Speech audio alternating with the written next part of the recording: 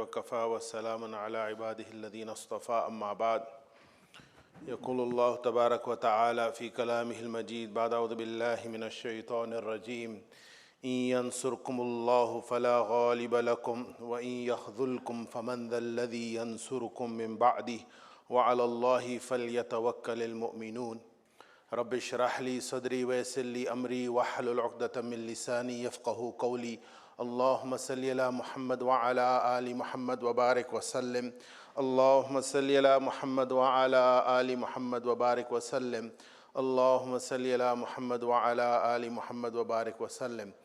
My dear respected brothers and sisters in Islam, 4 days away from the elections on November 5th, many Muslims are confused and they feel they are stuck between a rock and a hard place, and rightly so.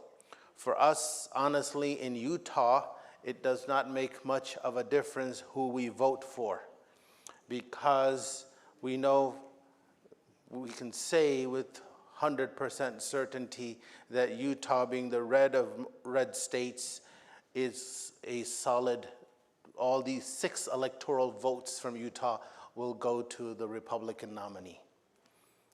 And the 54 electoral votes that California has, being a blue state, will go to the Democratic nominee, vice president. But Muslims living in swing states, and there are 9 swing states, and out of those 9, there's 3 of the utmost importance: Michigan, Wisconsin, and Pennsylvania. Out of these 3, 2, Michigan and Pennsylvania, has significant Muslim minority voters. So who to vote for? Of course, I cannot stand here and endorse any candidate, nor will I, nor can I ask you to vote for this person or not to vote for this person. But there's a lot of discussion happening across America. In many masajids, there's 3,000 plus masajids in America, and many, should I say, social media platforms. This discussion is happening, who to vote for and what should we do. And it is a good thing that we are having this discussion.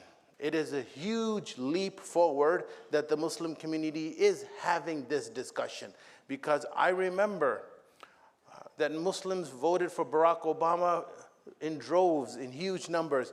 And when I asked a certain Muslim brother after he had voted why he voted for Barack Obama, he said, because his middle name is Hussein. That was his answer. He was not able to articulate why he voted for a certain candidate. Now, there are 4 options. But before I discuss these 4 options, let me say one thing. Usually what happens is when I pick a topic, I don't pick the topic, I pick an ayah of the Quran or a hadith, and the topic flows from that ayah. That ayah of the Quran or that hadith is the topic for the Friday khutbah. But today's topic, I have the topic, and I was searching for a relevant ayah, a befitting ayah.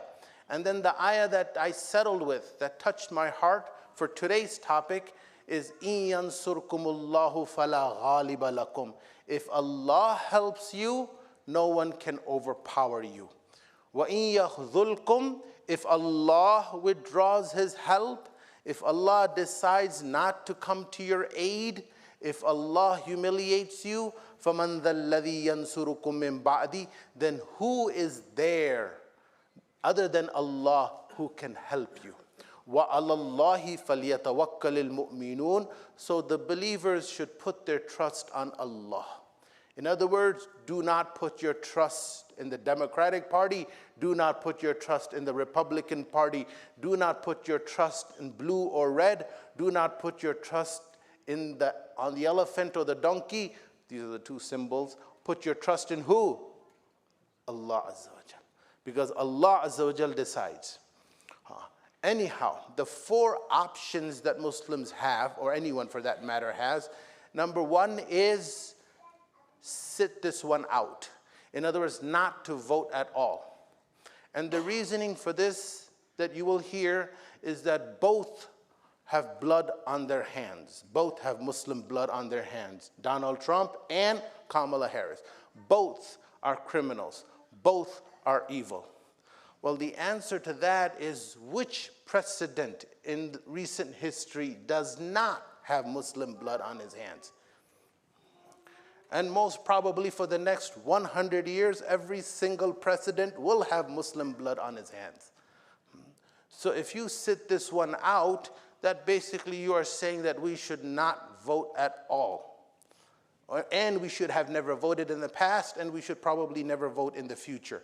That is forfeiting the game. In other words, if there's two teams on the field, and one decides to walk off the field, what will happen? Brother, if you can please move to the side. Yes. And one decides to walk off the field and not play the game, what happens?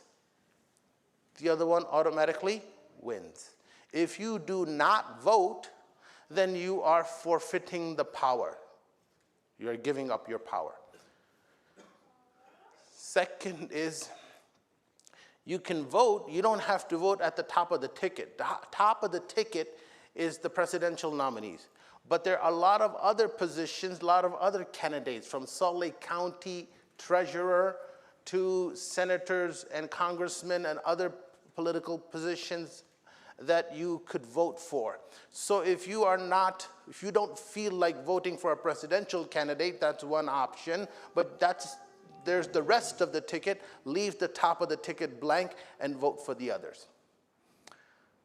The second option is that Muslims have, and this is their argument. I'm just presenting all the arguments that Muslim scholars, imams, community leaders are giving. Okay, these are not my arguments. This is the discussion that is happening across America. So the second option is to vote for Kamala Harris. And you do have Muslim organizations in the US who have endorsed Kamala Harris. And their reasoning is that she is the lesser of two evils, right? She is the lesser of two evils. And yes, we are stuck between a rock and a hard place. We have the choice between Shaitan and Dajjal. We really don't have a good choice this time, but which is your better option out of the two evils? This is the lesser of two evils. And the other reason they have is that we know what Trump has said and done. What he has done when he was president for 4 years is that he actually did transfer the US embassy from Tel Aviv to Jerusalem. He has recognized the illegal settlements in West Bank as legal. He has given Golan Heights to Israel. So he has actually been worse. That is his track record. And we have every proof that he will be worse than Harris. Why? Because he has said as much on the campaign trail. He said that Benjamin Netanyahu is holding Biden back. If it was me, I would let him go. I would let him finish the job. I would tell him to finish the job. So when you have these two evils, lesser of two evil is Kamala Harris, so we should vote for her. Brother, if you can take him out, please. Your child, he's disturbing everyone here. Okay, Jazakumullah khair. The third option is to vote for Trump. And you might have seen this video that has gone viral where there are some local imams in Michigan and community leaders on stage with Donald Trump, and they have endorsed Trump. This is Michigan, a swing state. Okay. And they actually sat with him, of course, before coming on stage with him. Families, our young children. And number three, we want Muslim representation in the administration. If you become president, we want Muslims in top positions, at least 1 or 2 in decision-making roles. And number 4, we want you to combat Islamophobia. And he turns around and says, I do not disagree with any of these 4 points. Okay. So of course he's a politician. He's going to say what he has to say to win Michigan. But that is the reason why some Muslims have endorsed Trump. And one point that I would like to mention, that I believe it is about intention, because those who are endorsing Kamala Harris, or those Muslim brothers and sisters who vote for Kamala Harris, they have the best of intentions. And those who have endorsed Trump or are going to vote for Trump, they also have the best of intentions. I'm not doubting their intention. Those imams, local imams who were standing on stage with Trump, right, I believe they have the best of intentions, right? And he has said as much, that he will put a stop to the war. Will he or not? Allah knows best, but I don't think we should doubt their intentions. And in this case, Allah Azza wa Jal will reward each person based upon his intention. When you go into that polling booth, who you vote for, look deep into your heart and see what your intention is. And then the 4th option that Muslims have is to abandon Harris. And you see this grassroots movement in the swing states to abandon Harris. And their reasoning, I'm just presenting the reasoning of each of the 4 options. The first was not to vote at all. Second option was to vote for Harris. Third option was to vote for Trump. And the 4th option is to vote for a third party, abandon Harris, abandon the Democrats. And their reasoning is, how can we step over 45,000 Palestinian bodies and then vote for that administration, vote for Biden and Harris, that have not only been complacent, but they have enabled this genocide? Because if it was not for Biden and Harris, Israel could not proceed with this genocide. Majority of the bombs that are dropped on the people of Gaza are made in the United States of America. Right? And the US, the Biden-Harris administration, has given unconditional support to the state of Israel. And because of their unconditional support, this tragedy is unfolding in the Muslim Ummah. How can anyone in their right conscience, in their right mind, vote for this administration, Kamala Harris? Especially when she was asked that if you were president, would you do anything different than Biden? And she replied that she would not do anything. She would not have done anything different. Now, that's one reason they have.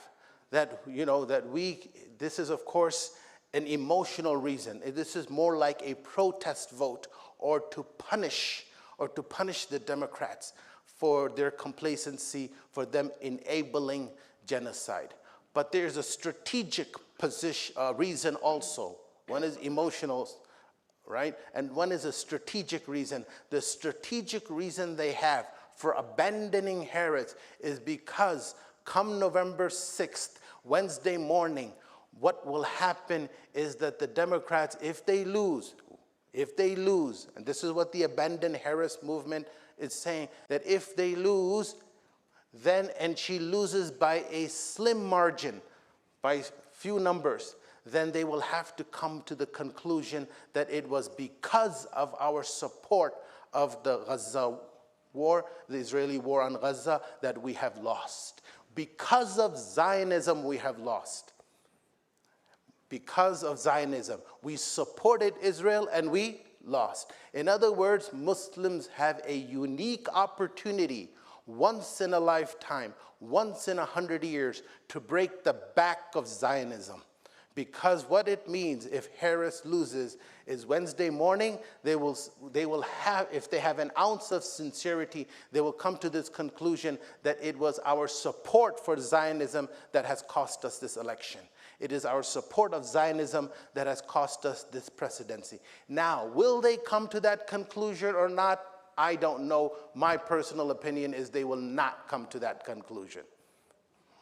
They will continue to support Zionism. But this is their reason. This is the reason that you have to respect. And that is the purpose of today's topic, is to understand the hundreds and thousands of hours of discussion that is happening in the Muslim community. I'm presenting it to you in 15 to 20 minutes. Then when they are asked, if the Abandon Harris movement is asked, isn't that a vote for Trump? When you vote for the Green Party and you do not vote for Kamala Harris, isn't that a vote for Trump? You are basically handing him the presidency. Their response is, how can it be any worse than what it is? Currently, we have body parts of children, of Palestinian children, in bags, in plastic bags, the bags that you take your lunch in. Though that is the state of the Muslim, the oppressed people in Gaza, how can it be any worse? My answer to that is it could be worse. How? It could be worse. How? Well, the genocide is happening at a pace. It could be sped up. Number two, Trump might annex West Bank. So it could be worse. Never say that it cannot be worse. Their answer is that we have a present danger in front of us, which is the ongoing genocide that is being carried out by this current Democratic administration. What happens in the future is hypothetical. Will Trump be worse if Trump wins? Yes, do not vote for Harris, is what they are saying. But if Trump wins, we'll see when we come to that. We'll cross that bridge when we come to it. Right now, and this is a strong point in Sharia, you have a present danger and you have a hypothetical danger in the future. Which one should you be more concerned about? The present danger, the present ongoing genocide. And by the way, Trump is so unpredictable, who knows what he will do? Who knows what he will do when he comes into office? Let's get this administration out, is what the Abandon Harris movement is saying. And a vote for the third party is what we need. Again, this is what they are saying. I'm not endorsing any candidate. I'm not telling you who to vote for or who not to vote for. I'm just summarizing the discussions that are happening at a national level amongst Muslim community leaders. 120 imams, including Yasir Qadhi and Umar Suleiman, have endorsed the third party. That vote third party, okay? Even if it gives Trump a victory, vote third party is their opinion. Why? Because their logic is, their reasoning is that lesser of two evils, that's what we have been voting for the past 20 years, and where has it gotten us? Voting for the lesser of two evils has gotten us to this point where we have no leverage, no power with either the Democratic Party or the Republican Party. We are powerless. They don't listen to us. They have no concern for our issues. So what has that lesser of two evils is a short-term strategy, but lesser of two evils is not a long-term strategy. So we need to have a long-term strategy, which is to vote for a third party, and they would come to the conclusion that Jill Stein of the Green Party should be your third party option. And a very strong point, if you are in it for the long haul, not for just the next 4 years, for the long haul, breaking the duopoly of the two-party system is beneficial for the Muslim Ummah. If you have a third party, imagine that third party will be vying, is a game changer. Let me put it in short, in brief. Having a third party, a viable third party. Right now, we know for a fact that the third party, Green Party, has zero chance of winning. But imagine if it actually had a chance of winning, and it became strong over time, over time, you're in the long haul, not in the short term, in the long term, it became strong. Then you had a power base and you could probably get your agenda on the table. Because the fact of the matter is, Muslims have been sitting at the table of the Democrats since 9/11. Before that, historically, Muslims have voted Republican, but since 9/11, they have voted Democrat. But what has this gotten the Muslim community? In the past 20 years, you have sat at the table of the Democrats and you got nothing but crumbs. You got nothing but crumbs. They say if you're not at the table, then you're on the menu. Guess what? We were on the table, but we were not on the menu, but we were also not considered a diner.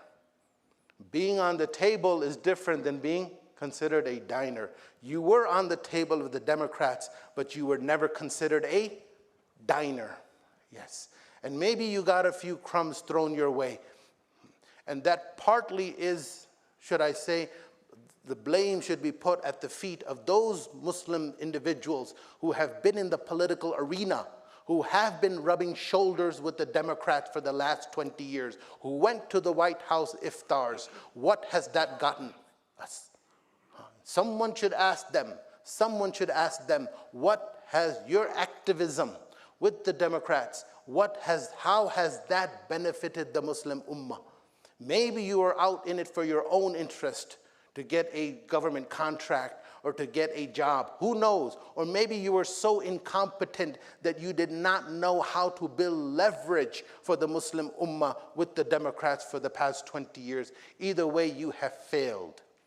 Either way, you have failed, and maybe a third-party option is the best option, is what community leaders are saying. But in the end, few points to remember. Number one is, regardless of who the Muslim is voting for, we should not doubt his intentions. Number two, it is Allah who decides what happens. It is Allah who decides. This is a form of shirk to think that, oh, if Kamala Harris comes, she will do good for us. Or if Trump comes, he will do good for us. It's a form of shirk. Allah Azza wa Jal decides. Khair and shar is in whose hands? Khair and shar is in whose hands? Louder. Allah's hands. Are you trying to tell me that shar is in his hands and khair is in her hands? Khair and shar is in whose hands? Allah. وَمَنْ يَتَوَكَّلْ عَلَى اللَّهِ فَهُوَ حَسْبُهُ. Whoever puts his trust in Allah, Allah is sufficient for him. And the verse that I recited in the beginning, إِن يَنْصُرْكُمُ اللَّهُ فَلَا غَالِبَ لَكُمْ. If Allah helps you, no one can overpower you. وَإِن يَخْذُلْكُمْ. And if Allah humiliates you, if Allah withdraws his support, if Allah holds back his aid, no one can help you. Jill Stein cannot help you, Kamala Harris cannot help you, Donald Trump cannot help you. No one can help you. Help and comes from Allah Azza wa Jal.